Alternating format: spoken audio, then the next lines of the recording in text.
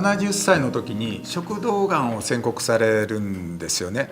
その3日前までランニングをしていたんですけども、突然、東京から電話がかかってきて「岸本さん、俺がんや、食道がんや」っていうように言うんですよね。さすがに落ち込んでいましたですけどもね。그래서 그 70살 되셨을 때 그 하탄 선생님이 그 식도암을 그 선고 받았습니다. 그 선고받기 3일 전까지만 해도 달리기도 하시고 그렇게 건강하게 지내셨던 정도였었는데 어느 날 갑자기 그 도쿄에서 전화가 와가지고 저희 기시모토 씨 나 식도암이래 하면서 그렇게 속삭이듯이 말씀을 하셨습니다. 그래서 아무래도 아무리 하이탄 선생님이라고 해도 어쩔 수 없이 낙담을 하셨던 것 같습니다. 嘘やろって僕は言いましたけども、いや本当や、すぐにでも手術せないかんね、岸本さん日開けといてなっていうように、言ったんですよね。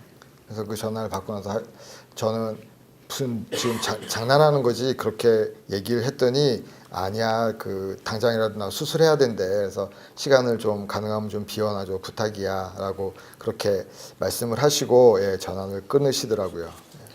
手術には僕と妹さんの一人が、立ち会ったんですけども、開いたやつを医者に見せてもらったら、これぐらいのですね、卵を縦に切ったようながんが、まるで火山口みたいですね、そんなように、あったんですよね。 그 수술할 때는 그 저하고 그 여동생 그 한 분이 같이 있었는데 그 의사 선생님께서 그 보여주신 거 보니까 수술하고 나서 보니까 그 식도에 그 이렇게 마치 그 계란을 이렇게 들고서 이렇게 반 잘라 놓은 것 같이 그런 게 거기에 그거보다 조금 큰 덩어리가 거기에 마치 무슨 그 화산 폭발하고 나면 그 화산 구멍처럼 그렇게 그게 붙어 있더라고요.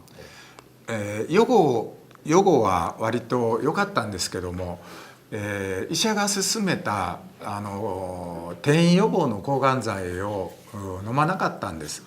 飲まなかったっていうのが1回飲んだんですけども、あまりにもひどい副作用で、やめてしまったんですね。 그 수술 예후는 비교적 굉장히 좋았는데 그 저기 의사 선생님이 암 전이 되는 거 예방하자고 그 항암 치료를 그 제안했었는데 그거를 거절을 했습니다. 그러니까 그 거절했다기보다는 한번 그 약을 먹어보고 나서는 그 엄청난 그 부작용 때문에 그 부작용을 견디지를 못하신 것 같았습니다. なぜ飲まなかったかっていうと、自分には残された時間がわずかやいうことは分かってると。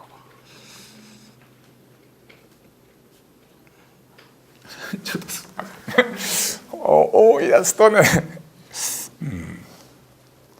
그러니까 그거를 왜 그 항암 치료를 거절하고 그걸 마시지 않았냐면, 그러니까 본인이 생각하기에 그 본인한테 남아 있는 시간이 별로 없다고 생각을 하셨던 것 같습니다. 残された時間がわずかだと分かってるんだったら、やっぱり人間らしく生きたい。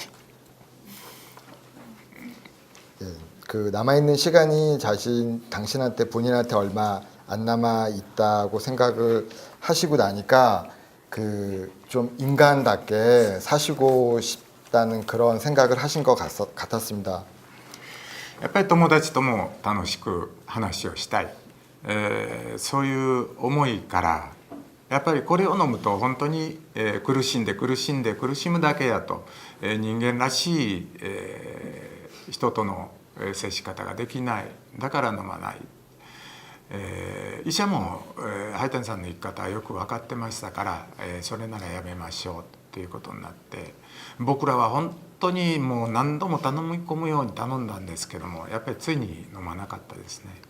그러니까 남겨진 시간이 얼마 없다고 그 생각을 하시고 나서는, 그러니까 역시 친구들하고도 즐겁게 얘기도 하고 즐거운 시간을 보내고 싶은데 그 항암 치료제를 먹으면 그 부작용으로 인해서 그 고통이 엄청나기 때문에 거의 인간적인 그런 삶을 살 수가 없었다는 것을 본인이 잘 알고 있었기 때문에 예, 그렇게 거절을 하신 거고 의사 선생님도 하이탄 선생님의 그런 어떤 그 성격을 잘 알고 있어서 뭐 그렇게까지 저기 하면 그럼 그만두자고 예, 그렇게 말씀을 하셨습니다.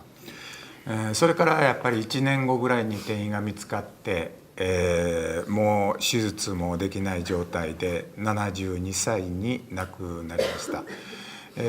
その最後の入院のおそらく前ですね、彼は遺書を書いていたんです。知らなかったんですけどもね、彼は本当に美しい字で原稿を書く人だったんですけども、その遺書は本当乱れに乱れて読みづらいものでしたけども、彼の生き方をよく表しているので、最後にそれを朗読してもらうように孫子さんに言ってありますので、それを朗読してもらって僕の話を終わりたいと思います。残った時間は質問にしましょう。 예, 이렇게 해서 그 항암 치료를 그만두시고 나셨던 역시 1년 정도 후에 역시 암이 전이가 된 게 발견이 되어서 이제 뭐 그때는 이미 더 이상 수술도 할 수 없는 그런 상태가 되었습니다.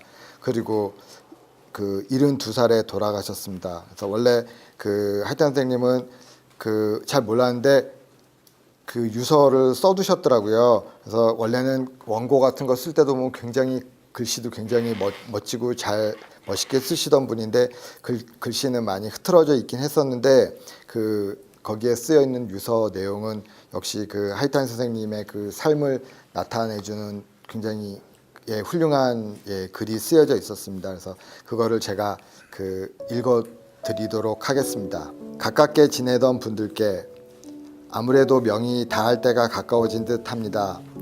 가족과 친지들에게 내 마음을 전해두려 합니다. 일반적으로 식도암이 재발할 경우 남은 수명은 몇 달에서 1년 전후라고 합니다.